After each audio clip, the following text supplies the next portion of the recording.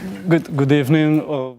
First, thanks for inviting me. Thanks for giving me the opportunity to speak about our work.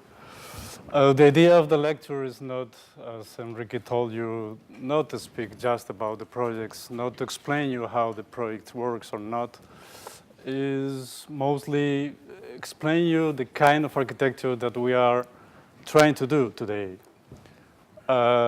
Today, because we don't know exactly what kind of architects we are going to be in the next years or what's going to happen in the next future. But for me, what is interesting about the lecture is to explain you the process since the beginning, since we started to work. Since we started to work, our work has been focused about what type of architecture we were looking for and what were the limits of it.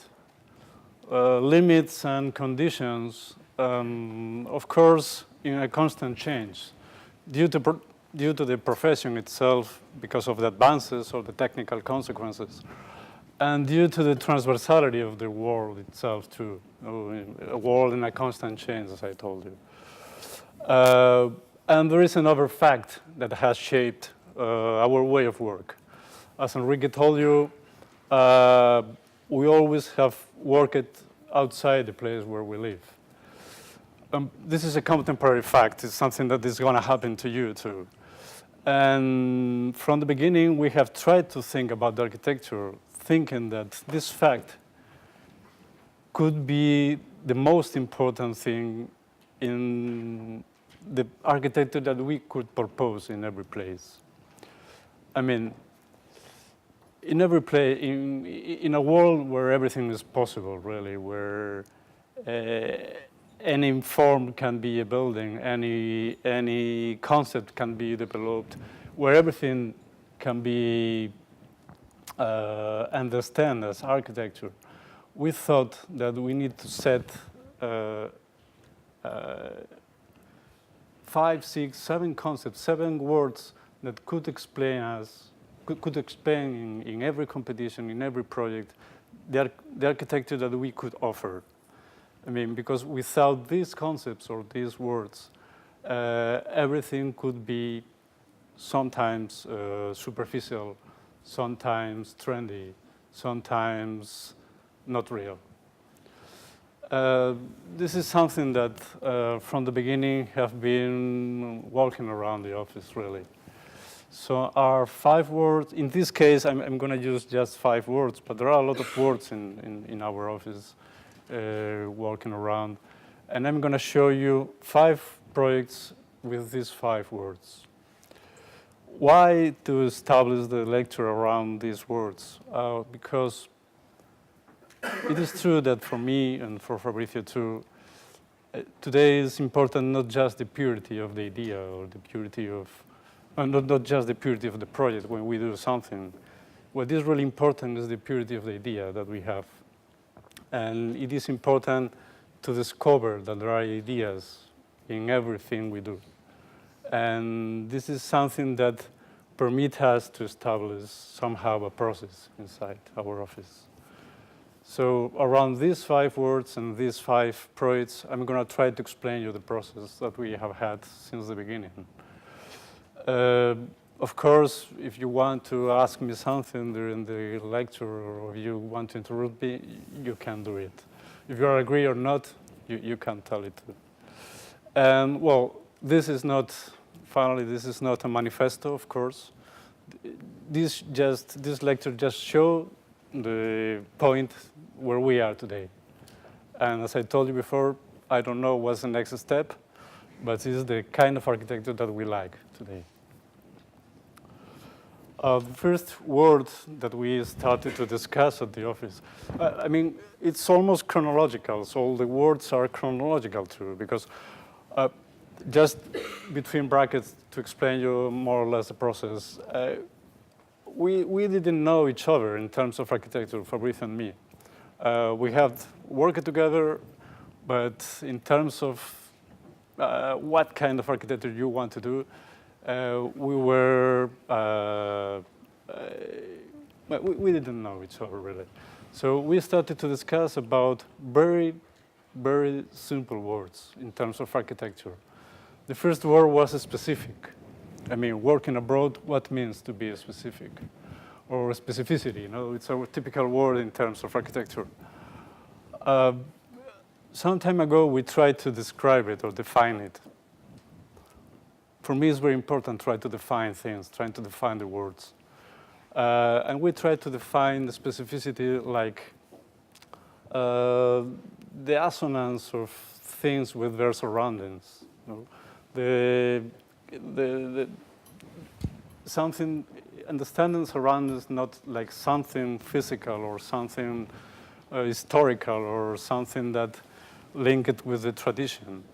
We understood the specificity with something more involving, perhaps, more linked with the idea of character.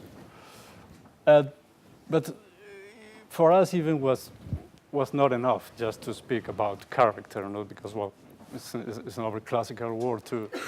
We thought that to be specific in our case should be go beyond that. I mean, in our case, to be specific means to discover the essence of a place and try to do a reflection about the place, not just to match the character or something.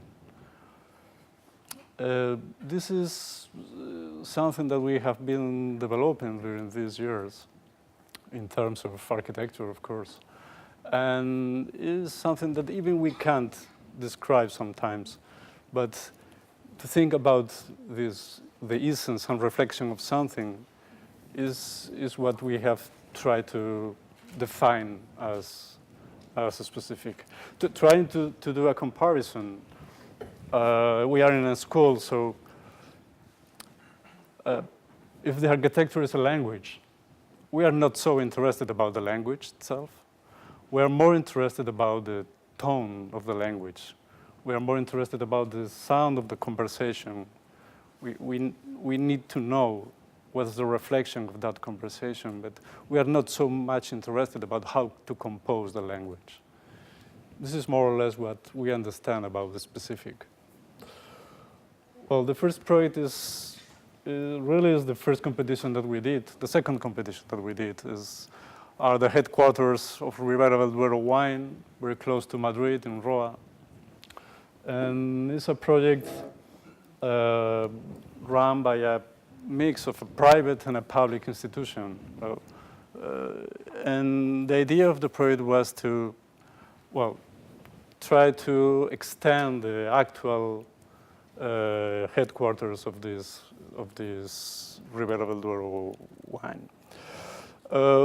The place is, you have to imagine this area, Roa, this village, like the best sample of the landscape in Spain and the worst sample of the urbanism in Spain. And the project is just at the border. It's just at the limit of the old wall, facing to the landscape, and link it with the old villa, with a villa that, as I told you, has a completely crazy urbanism. So the building swims between this duality, between the landscape, the horizon, the incredible landscape, really, and the terrible situation of the village at the back. So when we started to work, we thought that probably we should have some decision about what's the main task here, if face to the landscape or try to solve the problem at our back. And we didn't know exactly how to solve it with the program that we had. So we understood that in this case, to be specific and try to solve both problems would be around not the idea of the program, would be around something that we like to propose, that was to propose an empty space, a public square. Public is another word that I'm going to explain later, but we understood that in this case, to be specific was not just to match the material, to match the extension, was linked with the idea of filter the vision of the landscape, filter the atmosphere, and try to achieve this essence of the landscape inside the building. So the main decision of this building was to invert the program, to put the program on the ground, really, and try to understand the landscape and the void. Then we put it on the middle was the main use of this building. So the building has two phases. There is a public phase, a phase solved with this tower that is an iconic element, an archetype. A tower is an archetype of course, in Spain, but in this landscape, everybody can have in mind what means a tower, can link the idea of the tower with a public building, with an institution linked since 500 years in the memory of the people. And at the same time, we thought that there was another phase that was solve the problems that the village had. And the project starts to grow up just with this tower and solving small problems that we have at our back. How to solve a wall, how to solve a skylight, how to solve the relationship with a neighbor. That was the project, these two phases. And how to build a space that could achieve the specificity of this place, the square, the public space in the middle.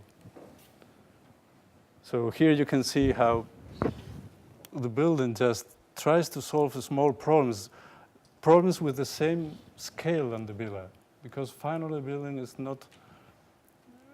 nothing more. It's just a way to solve problems. And how to solve the problem of this wall with a neighbor, how to solve a staircase here, or how to solve a skylight here. And then the tower, the public element, the element that can transmit the idea of, not the idea of icon, because we were not looking for an icon, but the idea of being specific to in terms of archetypes, in terms of transmit to the people something that can be remembered by them everywhere. How to remember a tower for them and link it with something important in their lives. Because in this place, in this area, the wine is something very, very important for them. So the idea of being specific was not just to match the relationship of the material or try to achieve the atmosphere. The idea was link the memory of people too. And that meant to be specific in this place. Well, in the section you can see how we inverted the program. We put almost the 70% of the program underground, and how, well, the public space starts to be the main actor in this building. You can see the relationship with the skylights, the small auditorium. The small auditorium here, how the skylights work with the old building, with the new skylight that solves the problem of the old church that we had on the side. And how the building starts this dialogue with the pre-existence and with the new space in the middle. Well, the second word, and the second project the second project is the Philharmony in Stettin. And the second word is the word context. Because after discussed during the first competitions about, okay, we do competitions abroad, because when we started to work, was something not premeditated. We didn't start the office, we didn't start to run the office thinking, okay, we are going to do competitions abroad, we want to win competitions in Poland or in Switzerland. Was the easy way to get some job, really. That was the reason. And the reason was that we started in Barcelona. Barcelona is an amazing place. And it's an amazing place because it's some of the few places in Europe where you can believe in that idea of Europe. probably Berlin is another city where you can believe in this idea. So we started to work with people from different countries. We started to work with people from Poland, or people from Germany. And we decided to work abroad. The mood at the office was really, our common ground is Europe, not just Spain. So we were innocent and we thought that that was possible. That's the reason because we started to work abroad and try to do competitions abroad.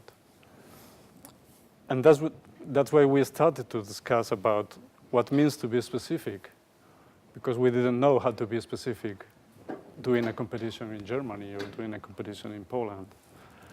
And after to do some competitions, we started to discuss about the word context, because we had doubts about this word context. What means context today? I mean, it's another classical word. We didn't invent anything, really. And can be the word context understood like an engine of a language, like 20 years ago, 30 years ago? Or does still the context exist today? I mean, because the context changed every 10 years, so it is possible to support something with this word. So we started to reflect about this word. For us today, to do something in front of geography or ruin has the same meaning for us. I mean, for us, the context is not important. What is really important for us now is what permits the context. I mean, what we like in our projects is the unexpected, the unthought of, to discover new scenarios. And that's because of the context. I mean, you need to discover what are the key points of that context and try to intensify them, as I told you with the word specificity, and then try to reveal new scenarios with your architecture. At that point is where the word context makes sense for us today. We discovered this doing this competition in Poland. We didn't know anything about staging when we started to work there. As I told you, we went there during the competition. We try to go to the places when we do the competitions, of course. And we did it because some of our collaborators were from Poland, of course. And we started to discuss about the word context. The building is placed just in the side where the former Philharmony was placed. The Philharmony was destroyed during the Second World War. Well, really, the staging was destroyed during the Second World War. And this is the original plot. No? And the idea of the competition was to rebuild the Philharmony and somehow, again, then we will speak about the word icon, but somehow try to renew the city with new building. Staging is a place where they are trying to change the industrial phase of the city and try to renew it with a cultural phase. Try to, in a modest way, they were trying to find the Guggenheim effect or a Bilbao effect, as you can tell it. So the idea was to do a Philharmony with two chamber halls, with a chamber hall for 200 people and with a Philharmony hall for 1,000 people. And, well, try to activate the area with this public building. Well, the building itself, if you can see it here, well, somehow speaks. Something that I would like to explain is how we start to discuss about the project, no? Because I think it's interesting in a school. No? Normally we don't start to discuss about complex concepts or complex theories or complex ideas. No? we tried to visit the place, we tried to feel the key points of the place, and we work in a very physical way. We start to do small 3Ds or small models, trying to achieve these key points somehow. In this case, the building speaks the same language than the surroundings. This verticality of the elements, these massive roofs that you can perceive. I mean, sketching in terms of architecture is very similar to, I mean, this is West Pomerania, so it's the same language that you can perceive here. These massive roofs, these impressive volumes, with this verticality. So the building speaks the same language, really. And then, well, to do a philharmony is, I mean, it's like to do, I suppose, you can use a lot of metaphors, I mean, when you do a building like this. So the idea of compose something, to compose a building with elements, trying to reflect about the idea of music, to how to repeat something a different way in order to compose somehow an instrument. Well, these were ideas that were floating when we started to work. And how to transmit the idea of complexity too with these simple volumes. Simple volumes that can be understood by everybody too.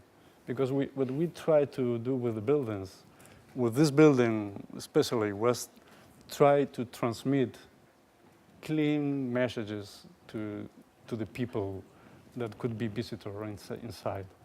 Try to, because one of the main tasks of a building is transmit something, but people need to feel something inside. So to use these simple elements, these simple geometries, to compose this building with the repetition of something, were thoughts that were surrounding the table when we started to work. We start to work on that way. We don't, as I told you, we don't use too complex theories to start with the projects. And this was the case in Stettin. The building needed to be very expressive too. In our work, we try to be expressive. We try to be expressive because we need to transmit, as I told you before, and because without this expression, we don't feel the idea of transmit something as architects. We need to transmit something as architects. And we use this expressive form somehow to send a message with the building. In this case, the idea of play with the volume, play with the light, to show how the building changes from different angles if you visit the building in different days, how the light can transform the perception of the building from the outside during the daylight or during the night, how the building can transmit these small feelings that we had with the idea of renew, how the building can transmit ideas about the context. But it was not enough for us. These words are not what I told you that was the unexpected. The unexpected perhaps was inside. Because, well, inside the building is very, very simple. Well, these are the secondary uses that these kind of buildings used to need. The locker rooms, the wardrobes. Well, the project is based around the idea of circulation. Inside the building is composed with very simple architectonical elements. The skylight, the stair is monomaterial in terms of try to transmit how the light works. Because, well, was the first building in Stettin after 50 years. The first public building in Stettin after 50 years. So we didn't want to do something really that couldn't be understood by the people in Stettin. So the elements that we were working inside were very, very simple. But that was not the unexpected on this place, on this context. Perhaps the unexpected for us was how to work with the main concert hall and with the chamber hall, perhaps. Because in staging, like in other places in Europe, the cultural tradition, the tradition of the expressionism tradition is something that was crossing the continent really during the 50 years. You know? And you can feel it there, you can feel it in the staging, you can feel it here in Germany too. And to work with this idea of expressionism in staging that was very present and try to be, of course, expressive outside, but try to be expressive inside. Try to transmit this cultural tradition inside was the unexpected for us in this building. Inside, the chamber hall works like a contrast with the exterior of the building, works like a contrast with the main foyer or with the smaller spaces that are surrounding the chamber hall and the main concert hall. And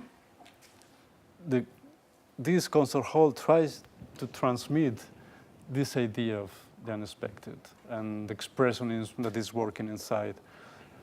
We didn't want to invent anything. We didn't want to invent another typology of concert hall. This is a classical concert hall. It's a 2:1 proportion.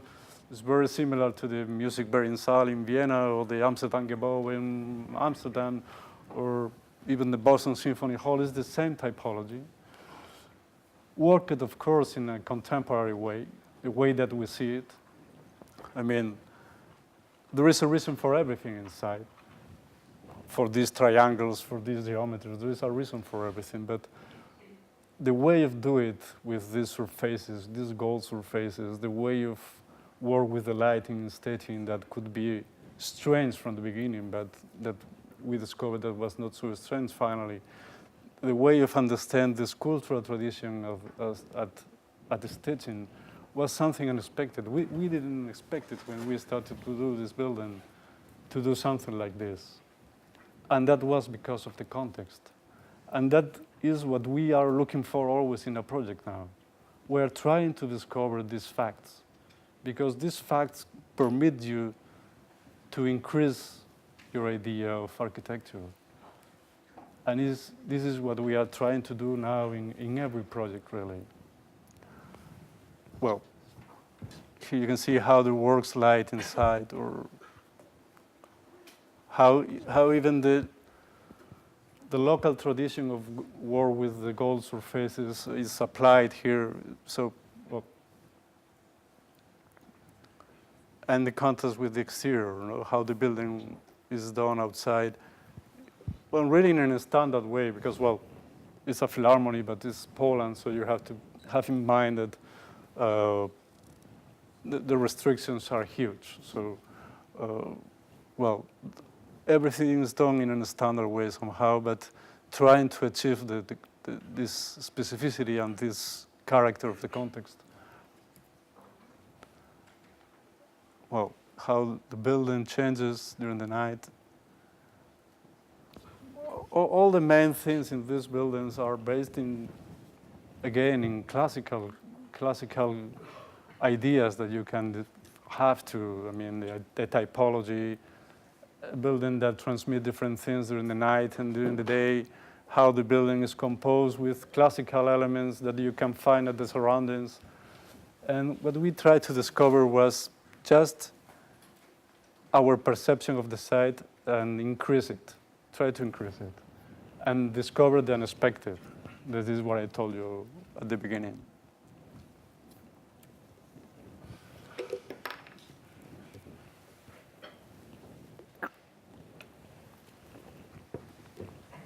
Well, the third word is very important for us. The word is public. Public in the real sense of the word, of course. And the project that I'm going to show you is the first project that we won in Switzerland. That is the Fine Arts Museum in Lausanne. And why the word public? I mean, as I told you when we started to do public competitions. First, because it was the way to get some job. Then, because for us now is the way to discover the kind of architects that we want to be. And we do public competitions even knowing that we are going to lose. I mean, today I'm showing you winning competitions, of course. But we lose a lot of competitions. And we do a lot of competitions knowing that we are going to lose. But we need to do it. Because it is true. When I started to work, somebody told me that you are always doing the same project. And it's true. You are doing always the same project, but you need a lot of steps in the middle.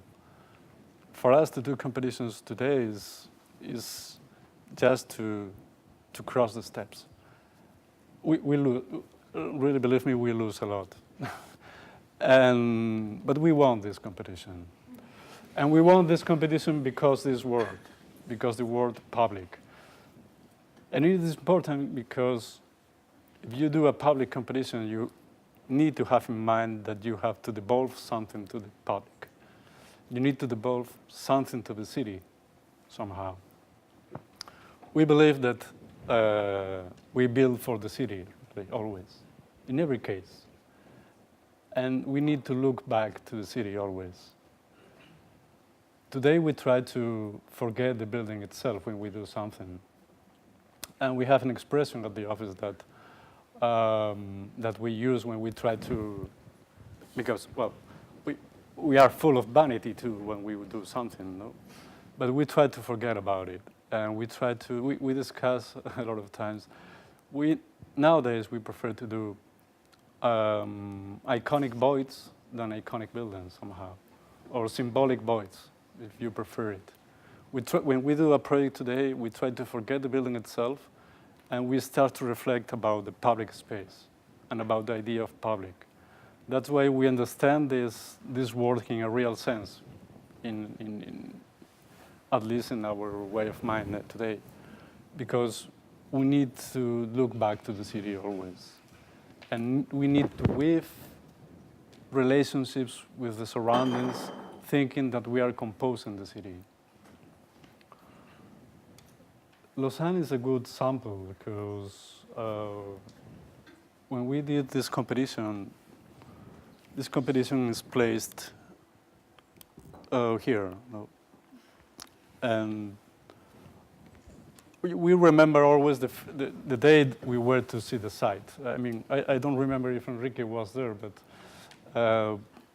for us was a surprise, not because we were, I mean, imagine the typical visit of 30, 40 architects visiting the place, and a lot of Swiss architects in the middle, and nobody knew anything about the place. And it was surprising, because this is the downtown area of Lausanne. No? This is the train, well, the train station is here, and this area divides the city into sides, but this is the downtown of Lausanne.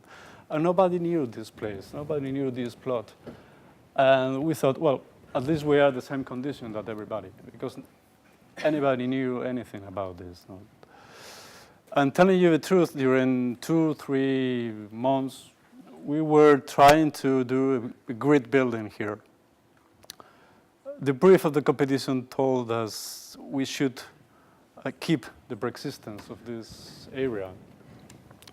So telling you the truth, as I told you, we tried to be, I mean, at the beginning we tried to be Herzog and de Meuron, putting something above the building. We tried to be Rem Koolhaas, doing something crossing the persistence. We tried to do a great building. And we couldn't, really. And we discovered during the process that the secret was to forget the building. Because it was true that nobody knew anything about the place. And it was true that the opportunity for us was to rediscover the place. And somehow to propose just a void, an iconic void. Or to propose, if you prefer it, just a square, a good square. A place for stay, really, a place to establish some relationships with the buildings, because, well, at the master plan, we should place the Fine Arts Museum, we should place the Photography Museum and the Decorative Arts Museum. And this opportunity, thinking about the city, was most powerful than think just about the building itself. So what we proposed was in a square that could be understood like the symbolic space of Lausanne. And then the building was just the background. The building, the Fine Arts Museum, or the Photography Museum were the backgrounds for this place. That was public meant in this project, and that's why it was so important for us in this project. The building was just an excuse. The building works like a wall. The building starts to, well, the building is a wall that protects you from the trains, from the train station that you have here. And then it's a building that is composed just to explain the fact of being part of something, of be part of the city. I mean, protects you from the trains, opens the main rooms to the public space, again with basic principles, but we discovered that was the best answer in this place. But there is another aspect in this project that is very important from the beginning. We had to keep the persistence. Well, in a lot of competitions, you have to face this fact to keep the persistence somehow. And we discussed if it was so important to keep something physical in terms of architecture, or was most powerful to work with the idea of memory. And we thought that was most powerful to work with this idea of memory, because the idea of memory permits you to transmit in a most powerful way the influence of something. That's why we try to keep some of the persistence, some of the elements of the persistence, in order to play with it, in order to transmit that everything was because we had a persistence, even without the main building here. That's why we kept this small element that plays with the idea of the wall, like an object that you can find at this place. And that's why the building inside, at the main foyer, for example, transmit the idea of that something is happening because we had this persistence here. The window, it is because of persistence. But outside, the work with the square, it is because the persistence too. So this idea of memory was the other point that we tried to develop here, because the idea of memory in a city is very important too. And we tried to combine these thoughts at this competition. In terms of architecture, the building just tries to reflect about this atmosphere, this industrial language with these vertical elements, the idea of repetition, how the voids are solved just in terms of function, not in terms of form or in terms of shape, how the building plays the public uses facing to the square, really without a clear intention of shape, just looking for pure relationships with the idea of light, the idea of proportion, the idea of scale. But we were doing a museum, and for us that was important. Just play with these elements, these simple elements that could compose again a complex space. Because we thought that in a fine arts museum, we didn't have to invent another typology too. We just wanted to do a background for the art pieces. And it is what the building tries to show. Well, the fourth word sounds a little bit pretentious, but it's true. It's the word universal. And the project that I'm going to show you is an extension of a fine arts museum in Chur, in Switzerland too. Well, the word sounds pretentious, universal, because it is true that all the words that I have explained you are related and are variations of the main task that we have today at the office or at our work. That is something, again, it's a classical discussion again, but it's how to achieve balance between the specificity of a place and the autonomy of a form, no? I mean, it's a classical discussion in terms of architecture, no? I mean, okay, we know what means specificity, we know what means context, we know that the architecture needs to go beyond that, and we need to transform the contradictions of this in something stronger, somehow, in something autonomous, in something with meaning by itself. That means to be autonomous in terms of architecture. And that is what we understand by the word universal. I'm going to try to give you a sample. When a painter, imagine a painter like, I don't know, an impressionist, for example, no? Cézanne, for example. No? He was, you can have the impression that he was always painting the same landscape, painting a local landscape, no? Trying to repeat it again and again with different lights, with different conditions.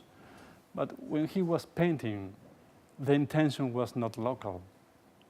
He was solving local conditions, local problems. He was answering the context. But what he wants to transmit was something universal. That was, everybody can understand everywhere a painting by Cézanne, for example, or by Impressionist. Nobody knows the context. Nobody knows the local conditions. But forgetting these conditions, forgetting this idea, everybody can feel it, and everybody can perceive something, because the painting itself has meaning itself. Somehow, the architecture, or the architecture that we would like to do, should have this soul inside, should have this meaning by itself. We try to do it. We are trying to do it in Chur. In Chur is the oldest town in Switzerland, and well, the program of this competition was to do an extension of an old villa, a villa named Villa Planta. It's a strange villa place at the downtown of the village, because it was a villa done by a former rich man that did his fortune in Egypt. So, well, the villa is a mix of an Oriental influence and a Palladian villa. So it's a strange building, really.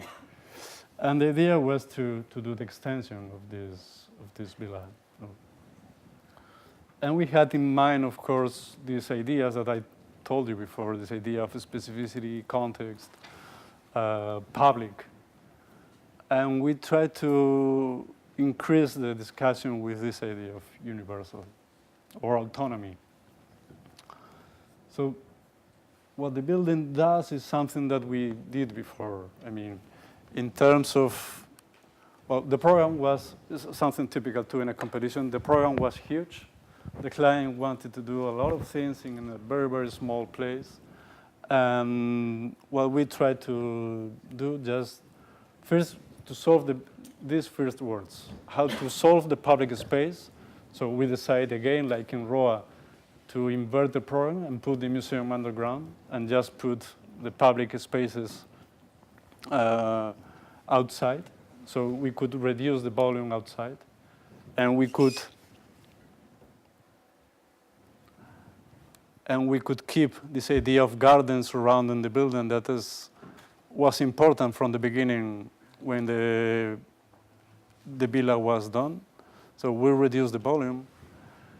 Then we tried to understand the idea of context, trying to find a good relationship with this building and with the surroundings.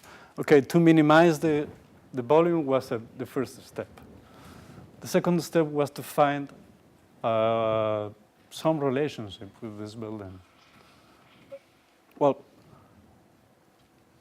what was the main idea, really? Well, this is, well, you can see it. This is the influence is a Palladian villa. This is an imitation of Villa Rotonda, for example. It's something similar somehow. But you can feel here this idea of geometry, you know? It's a central plan, the axiality of the building. You can perceive it when you visit the place. So the building that we started to do is composed somehow with the same language. This idea of geometry, not because of the influence of Palladium, because we wanted to have some link with the extension. So we adapt the axiality of the building, we adapt the idea of symmetry, and we impose ourselves this idea of a pure volume, a pure element that could be transformed in a museum with identity, because we wanted to have this relationship with the villa. We wanted to be linked with it, but we wanted to achieve what was our identity, because we wanted to achieve some autonomy later. So the idea was to transform the place in a place where both buildings could survive, because at the end, everything has meaning if it can survive. So we started to work with this simple volume, putting underground the main exhibition spaces, and just working with the public spaces outside, trying to free the garden around the building. You can see it here in this section, all the exhibition spaces here and the public spaces here. And then to adapt this language of geometry, not because the Palladian influence, as I told you, but because of the need of have this relationship with the Villa Planta. Because Villa Planta, the preexistence in this case, was the special element of the extension of the building. And that's why even inside the building is just like a frame for this old villa. Because what makes special this building is the preexistence and the garden surrounding the preexistence. So our extension was just a frame for the context. And in this case, this way could permit to solve the idea of specificity. But even with these words, we couldn't solve the idea of autonomy or the idea of universal or universality. And we decided that perhaps we could, well, here you can see how the building works inside. I mean, inside the building is, again, is a background for a museum, so for the art pieces. So inside the intentions are just try to be as neutral as possible with the art pieces. But this, as I told you before, this idea of be universal or autonomous, in this case was solved with the idea of ornament. Because, well, Villa Planta is full of Oriental influences, full of ornaments too, strange ornaments even in Switzerland, because, as I told you, the former owner of the villa did business in Egypt, so everything is full of strange ornaments. And we use the same language. I mean, not the same ornaments, but this idea of ornament, trying to understand it like the way to achieve something autonomous, something that could have meaning by itself. It's a building that we understand that can solve the problems with the surroundings, with the context, with the function, with Villa Planta. But even forgetting that, with this idea of how to work with this bas relief could have meaning by itself. If you see this bas relief, you can have in mind the work of Frank Lloyd Wright in LA, for example. The same way of work with the concrete blocks, for example. Elements that can transmit something. What we wanted to do was transmit something with this ornament. Transmit the idea of depth, of weight, the idea of texture, even in this place in Kur, and the idea of understand the building with something with meaning. Well, you can see the relationship between both. Well, this is a mock-up. And the last word, okay, and the last building. The last word is the word essential. And why this after specific, context, public, universal, the last one is essential. And why this word? For us, it's very important to solve everything in an essential way. Why? We are not minimalist. We are not trying to be a repetition of John Pawson or something like that. We are not focused about that. But we need to understand our architecture in an essential way. We need to discover, as I told you, in a place, the keywords, the key points of every place, trying to reflect about it, trying to intensify these keywords or these key points. But we need to do it with few movements, really. We need to solve it in an easy way, in a very simple way. We don't want to answer the questions with more complexity. And this is because, at least today, this is because we think that everything needs to have an idea. As I told you before, we like this sentence by William Carlos Williams, no ideas but in things. I mean, everything needs to have an idea. Everything needs to have a reflection. And that's why we need to be essential. If we can solve something with 2 movements, we don't do 3 movements. And it's something that we impose today in our works, because we are trying to discover this way of work. This is a competition that we did last summer in Zurich. The competition was, again, an extension of this is the dance house. So it's an extension of a dance school just in front of the river, and it's in a small project placed, as I told you, in front of this river, and it's the extension of this building. And well, it is true, it's the extension of this textile school too, because both are going to share the volume of this building. So when we started to work, the idea was, okay, how to solve these small links, these small connections, these small problems that we have here, trying to understand this space like an ensemble of things. We try to forget the building again. We try to forget the volume itself, and we thought about again somehow this symbolic space, this public space, or how to solve the context with a public space.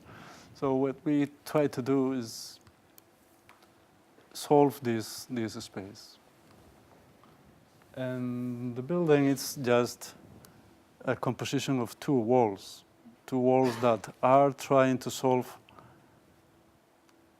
But you can think that this is very, very simple. No? Okay, this is just a building that is solving a section with 2 blocks. No? 2 blocks, and with the overlapping of these 2 blocks, you can solve the section. No? And it's true, it's very simple in that way. But it's complex in the way of solve all the links that are working around these elements. And it's complex because to achieve finally the idea of just to do, I don't know what's happening. Just to do these 2 walls, from our point of view, was difficult in terms of find the essentiality of this. We just needed to do 2 walls because we didn't build the volume here. We didn't need to express the building in our way. We needed to transmit the idea of repetition because this is the extension somehow of the textile school. It's in a place characterized by a lot of industrial, well, the mood is very industrial. You can perceive it outside. And we need to transmit this idea of repetition somehow. And we need to filter the vision of the building through the trees that we have in front. And we need to transmit that the building is composed just with these 2 elements, 2 simple elements. We didn't want to impose a geometry, a volume that could change the feeling of this path, could change the feeling of this area, because the main actor is this building that is upstairs. So the building is composed just with this element. An element with a rigid language, it's true. The language of the building is very strict. This work with triangles. Are triangles, but could be another form, it's true. We are not so interested about the form. We are more interested about how to transmit the idea of essentiality. It's just 1 wall that you can apply upstairs and downstairs, and you can compose this building. Well, the section. Well, the prong is not so interesting, but you can see how these walls are working. This is downstairs. This is another wall that we have inside of the building. This is the main foyer. And then how you can perceive everything from the interior, how the building is filtering the conditions that we could achieve outside. So, in my opinion, it's a good sample of what we are trying to find now, that is trying to forget all the superficiality of the projects that we have always, try to eliminate all the secondary conditions in the projects, try to discover the purity of the architecture that we can propose, using these essential elements and trying to solve the problems with few movements. It's what we understand today by the word essential, and trying to forget the idea of minimalism, because it's not minimalist. So these words, of course, these 5 words are just 5 samples. Are just 5 samples because every one of you can discuss about it and can have another 5 words. But in our case, have been very important, because without the reflection about every word, would be impossible for us to discover the kind of architecture that we could propose outside the place where we live. And I'm convinced that without this reflection, it would be impossible for us to work outside, to work abroad. And it's something that I aim to you to do, because what is true about this profession is that everything can be truth. But everything can be truth if you can find the meaning. Thank you.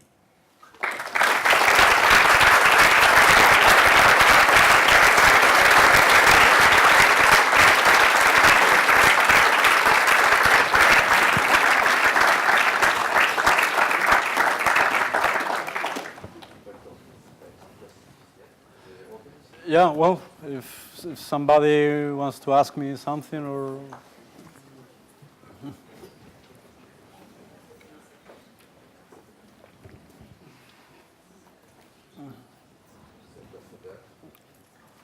Yeah. I don't know how else I can ask this question, but I have two. My question is in two parts, I guess. One is I'm very interested in seeing how in the beginning you started with this term archetype, and then you kind of unfolded your presentation with saying the specificity of place and the autonomy of thought. And how do you, when you're coming up with a proposal for a project or idea of a project, how do you deal with that I guess that contrast between archetype and the autonomy of form, and how do you approach it? Is my first question, and the second question is, how do you said something about the public and the context of the public and the environment, the reference to the environment. How do you pick the public? I mean, it has a big typology. Like there are so many different what public is, and how do you choose that? Well, first the second question, okay? Sometimes it's so simple that think first about the public space that you need to generate and think about the building itself. I mean, that means public for me too, for example. For example, in Lausanne or in Cour, we started to work with the surroundings, with the public space really. We forgot the building. We forgot the program because we thought that was more important in that case because we were doing museums. And in a museum, to generate some public space is something basic for us. That means public in these cases, but public means, I mean, sounds obvious, but the idea of understanding an entrance or a foyer, for example, or a covered plaza is public too. So sometimes it's just to reflect about these ideas at the beginning of the project, you know, because. And we try to put it at the beginning of the project. We don't try to solve it finally, you know, with just with the landscape or just with some texture outside. We put this word at the beginning of the project and we start to work with it. And then this contradiction between archetype or autonomy, for example. I mean, I think it's not a contradiction. I use the word archetype because a tower is something that can be understood by everybody. Everybody can understand what means a tower in terms of presence, in terms of representativity, or in terms of icon.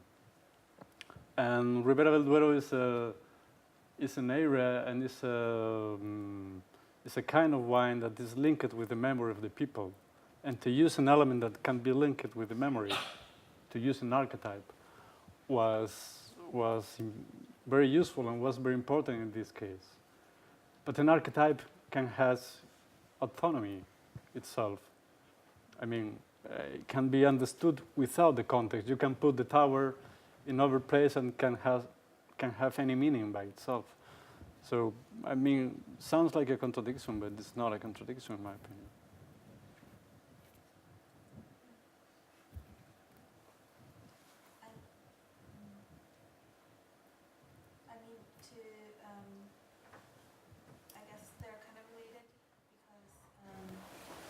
When you talk about archetype, I know by definition that archetype is supposed to be something that does not get affected so much to the semiotics of like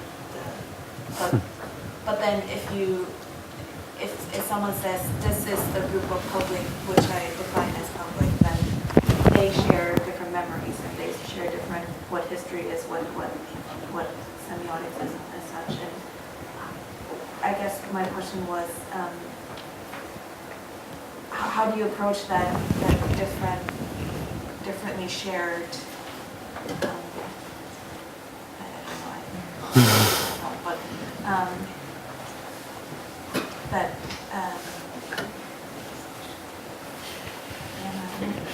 Sorry, I just kind of also clear up my mouth. But do you sort of get what I mean? Like the...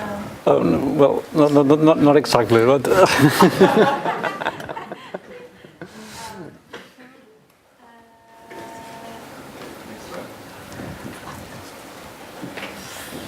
well, I lost it. Okay, But thank you. thank you. Yeah? I'm interested by your use of the Philharmonie as an example of context, and specifically because it's placed on what used to be a Philharmonic hall, and that being quite a strong link to context, and then you placing a kind of materialistically, sort of almost a tabula rasa building that's on that site, and like obviously there's many different ways of, many different aspects of context, but I'm wondering what your response to the pre-existing or the former Philharmonie was, Yeah. what your thoughts were regarding that.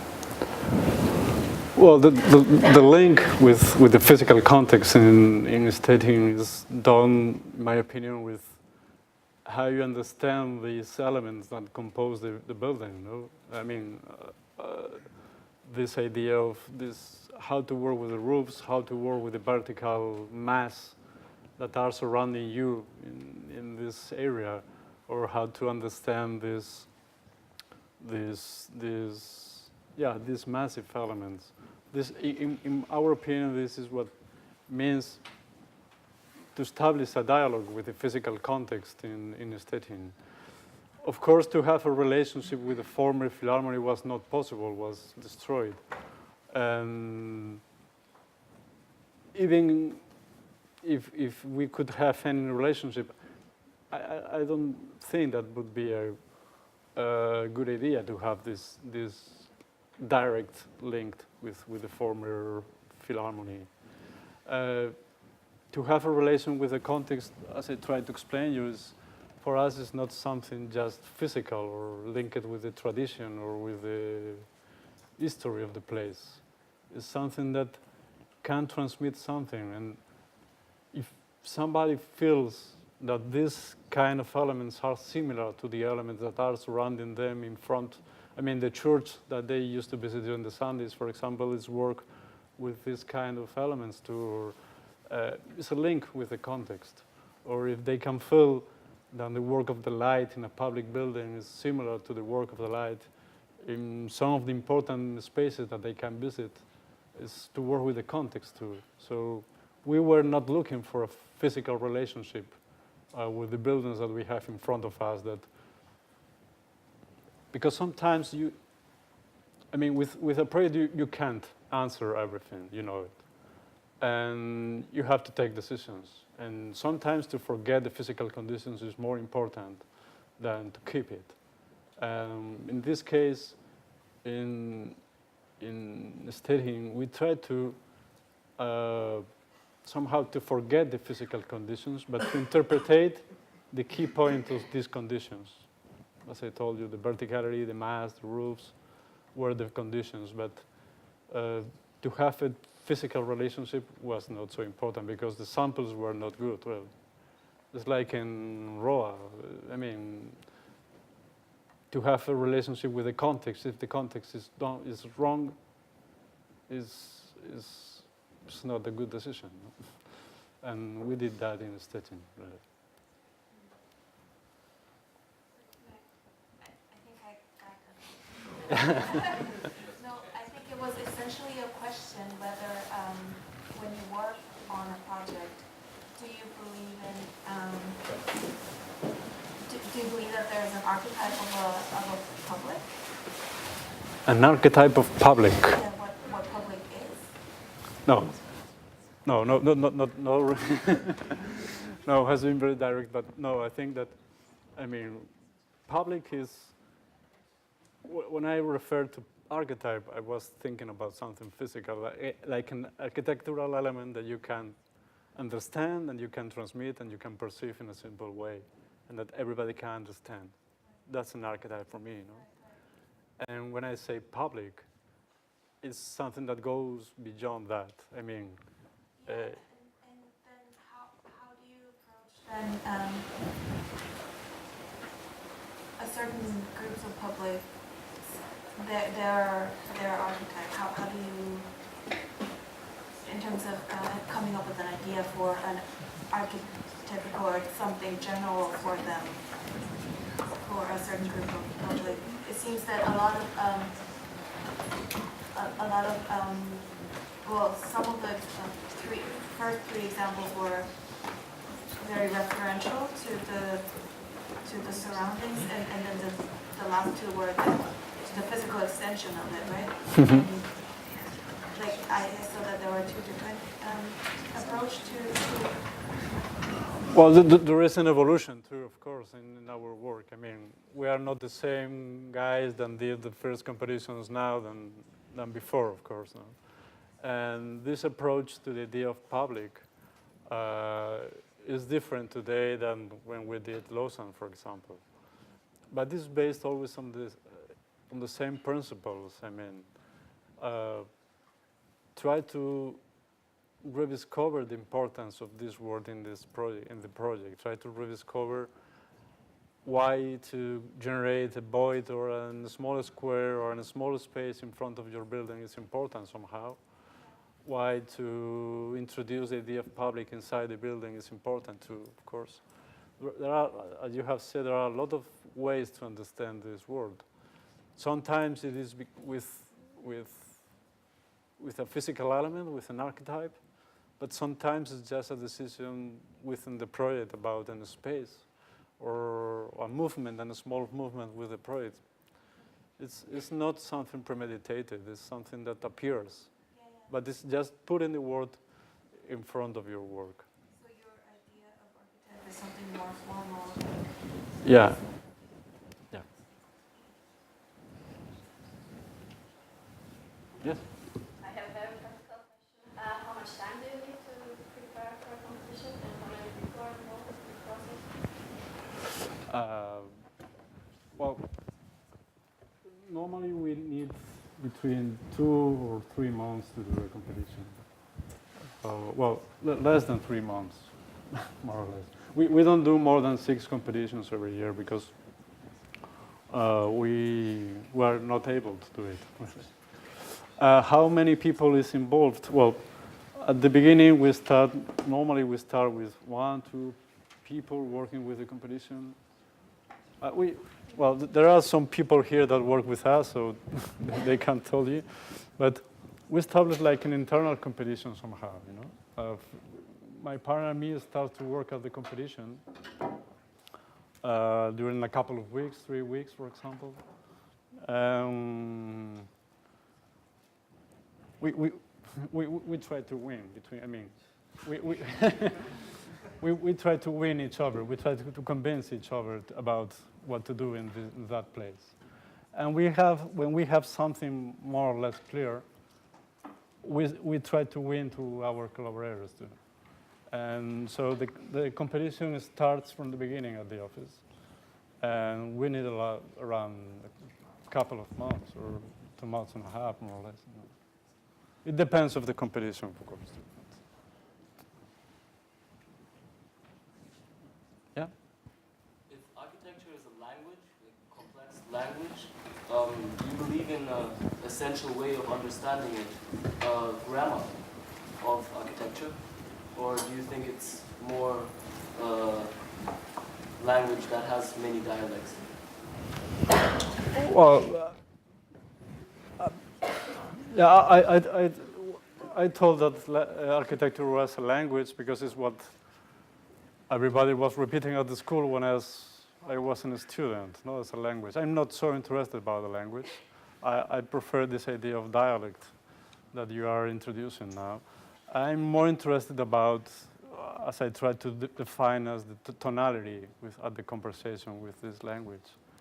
I mean, when I start to work in a place, what I try to discover is if I need to scream or I need to be shy somehow. Because what I need is to transmit something. It's like if you have a conversation with a friend.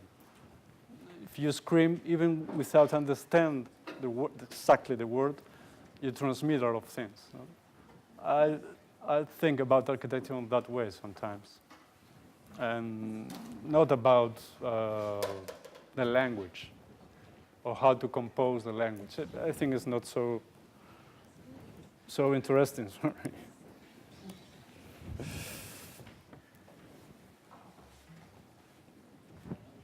There were two things that came up multiple times in your lecture. One was that you said you have to forget about the building, and the other one was that it's all about solving problems. Yeah. Would you say those two elements are important for you as architect, or maybe make out the strength of your architecture? Well, I think are important questions now for me. I mean, the second one is just to solve problems, is true. It's just to solve problems, assuming some risk. We try to assume risks. It is important for us.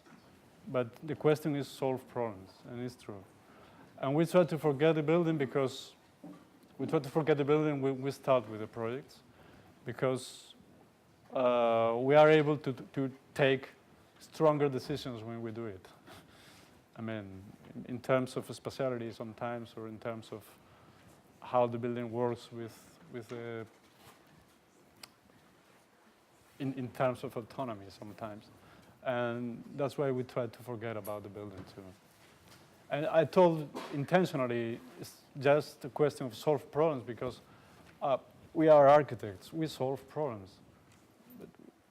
We provoke problems sometimes too, but our main task is solve it. And always when we discuss about this, I mean, we are just architects. We just can solve some problems and some questions. And that's why with your project you have to take decisions and decide what are the main questions. Apparently is what everybody does, is what I do, what we do at the office, to discover what are the main questions and try to solve it. With some risk, of course. How do you see your architecture and architecture in general now in a historical context? Like we've seen modernity and postmodernity and iconographic architecture, and now we seem to be beyond all of that somehow, in a kind of almost eclecticism maybe, where there's many people doing different things. And your architecture, I think, I mean, it's interesting that you mentioned other architects as reference, contemporary and past, but you seem to pursue this kind of muteness or kind of disappearance of, and at the same time it's very expressive, of course. And how can you relate that with your maybe your past or present references, and where do you think that could be heading towards? Yeah. Well, I'm not able to put our architecture in terms of historical tradition. I can't tell you where we are. I don't know. But it's true that we are very eclectic. We have a lot of references. We use a lot of references. We have a lot of inputs. First, because we like a lot of different architectures. And I think that it's something that you can't avoid, to have these inputs, these references. And now what we try to do is not forget the reference. We don't try to forget the reference even. What we try to do is to, during the process somehow, is try to reduce it as much as possible. To reduce the number of components, or the number of elements, or the number of references even as much as possible, in order to be essential somehow, or in order to achieve something that can have meaning by itself. Just with the reference, just with trying to follow a tendency or a trend is not possible. You need to reduce the components with meaning to the minimum in order to achieve this autonomy. It's what we try to do. But you can think now, well, I mean, something that you can perceive somehow. I mean, we look very Swiss when we work in Switzerland, for example. But it's not something intentional. I mean, we are not trying to be Swiss when we are there. But if you feel this Calvinist mood around you, if you feel somehow the character of the place, if you want to transmit something somehow there, somehow you start to be Swiss, no, on that place. But I'm sure that, I mean, we don't answer in the same way if we work in Italy, for example, and we don't answer in the same way if we work in Poland, of course. But in every case, we try to reduce the movements, and we try to achieve what are the key points. More or less, I don't know if I answer your question, but it's, yeah. The first project in Roma and also some other projects of you had a real complex form language, and you used a lot of kind of different elements. But if I compare this with the last project, which are real simple, real pure, was it intentional part of the process of your thinking that you left this more complex form, or can you still imagine that in another context, in another way, you still use a kind of more complex form language? Yeah. Well, of course, you can perceive the evolution of our work or of the works that we have done. We are very different now we are very different from the architects that we were at the beginning. At the beginning, we used the geometry in terms of sometimes of play with geometry. We used a lot of complex plays with the geometry, and we used a lot of elements. And it's a conscious, or was a conscious process, try to reduce this number of components on time and try to be expressive with less elements. So this process is something conscious. But this means that, I don't know, perhaps in the next future, we come back to work with more complex elements. But probably work in a different way. I mean, probably today, if I could repeat ROA, for example, probably we would do another reflection about the circles or about the surfaces, perhaps. No? But perhaps we would need to do, again, 3 elements working together because we need to compose a space in the middle. So the process has been conscious, but this doesn't mean that we are avoiding the more complex solutions to the places. Every place needs a good solution. If this solution needs to work with more elements, we are going to do it. But trying to reduce probably the interferences of the language or the complexity of different languages mixing or disturbing the volumes, like in ROA. Yes?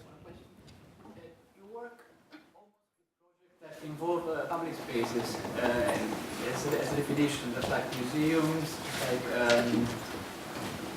open building, open spaces.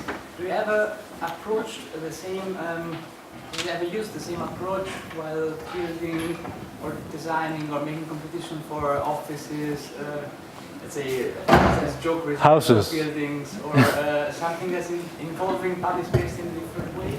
Yeah, well, it is true that we haven't done too many competitions about housing, for example, or we haven't done anything about offices. But well, because it's true that when you look for a competition, we do it consciously. We try to look for that competitions that looks nice, really, and no, it's, well, I don't know how to explain anything in a better way. I mean, but when we do our kind of typology like housing, we try to introduce to this reflection about the street, or about how to introduce the common surface in the middle of the building, or we try to have the same inputs. We have tried, but we have lost, so somehow it's not successful. But we have the same reflections. It's not just, these are not words just linked with museums or singular buildings. Our reflections linked with all what we do, really.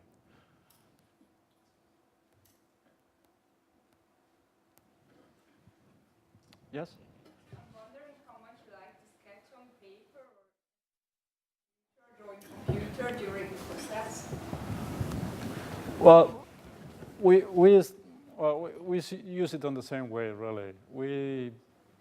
I sketch more because I can't work with 3D, but Fabrizio, for example, he starts with the 3D very, very soon. Or we start with images very soon with the project. We don't need to have everything in mind to start with the renderings or with. Sometimes we have started with the renderings or with the 3Ds before to have a sketch, before to have a plan or a drawing. So we mix, or we try to mix everything at the same time, because are just tools that permit you to discover things about the site or about the project. So we don't have a rule or a clear rule about, first we do the sketch, then we do the plan and the section, then we start with the 3D, and then we do the image. We don't follow that line.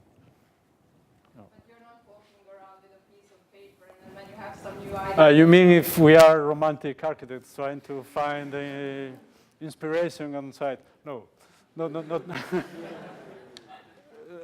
Really, when we visit the places, we are always in a hurry. We use the iPhone to take a lot of pictures, or we try to Google a lot of things about the place, and normally we don't have too much time to even to sketch or to find inspiration drawing, or telling you the truth, we don't do it. Most of the sketches that you can see are done after the competition or at the end of the competition. So this romantic idea, we still are not able to do it. Because you need to be very, if you do that, you need to be very,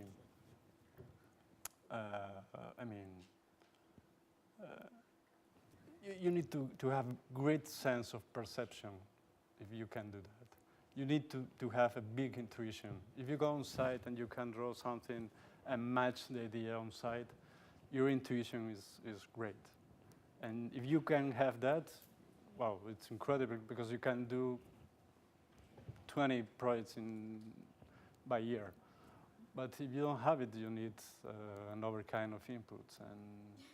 And we by the moment, we don't have it. No. Yes? Two questions, but I think the first one more or less you answered right. You talked about you liking to finding an essential thing or solve things in an essential way in architecture, to maybe not try to replicate of some architecture and there's not anything wrong in architecture. I was wondering how, or what would you say to an architecture student or to an architect? What are the tools to find what is essential in the project, or what is the truth, or what is it asking for? But somehow you already said that you try to forget it.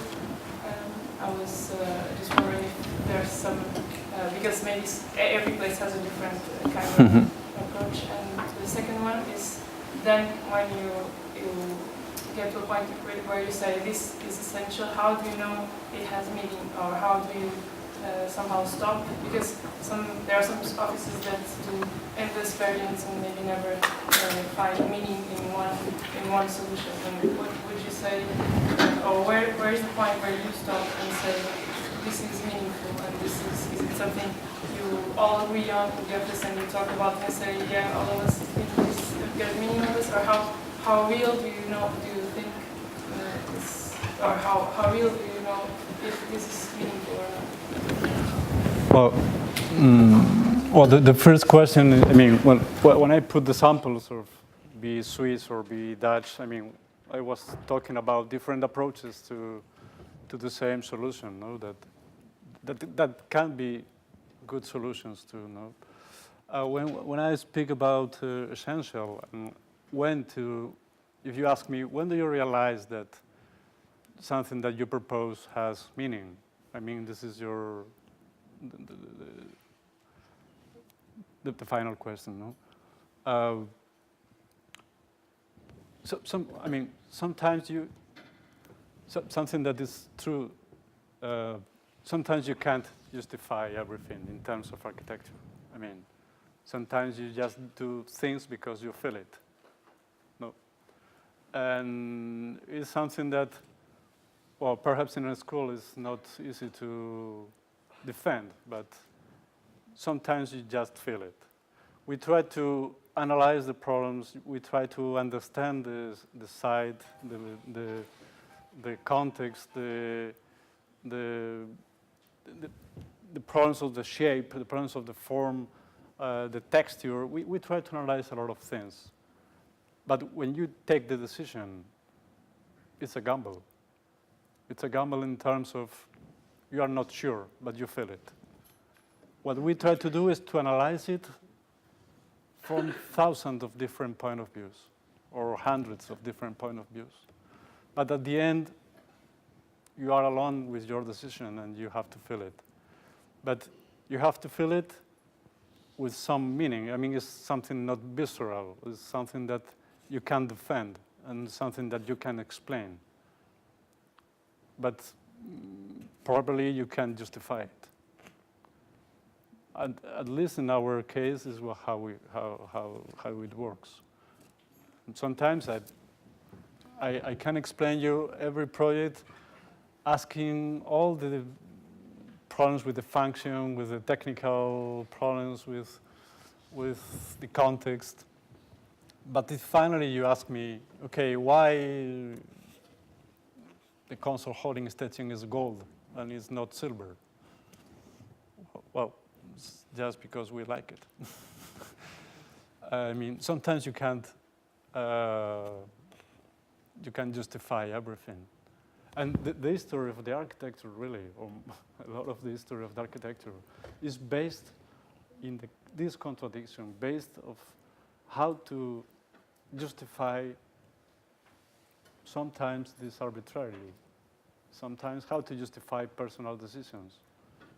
And you just need to feel it, or in our case, we need to feel it. But we try to take these decisions after a process where we try to analyze it from a lot of different points of view. But if you failed, everybody's going to perceive it, because everybody's going to feel your building like a failed building, because the people feel it. If it's not essential, finally, people is going to feel it. I don't know. Well, thank you. Thank you very much. Well, thank you.